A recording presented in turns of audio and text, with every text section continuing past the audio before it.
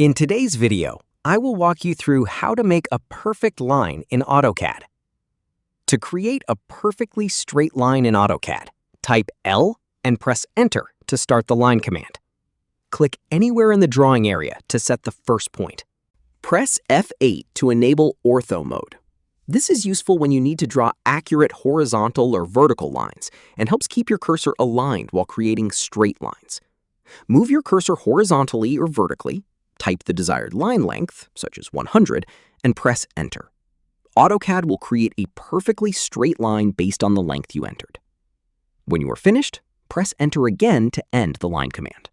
Using Ortho Mode makes it easier to create clean and precise straight lines, especially when working with horizontal and vertical drawings. It helps maintain accuracy by keeping the line direction fixed while you draw.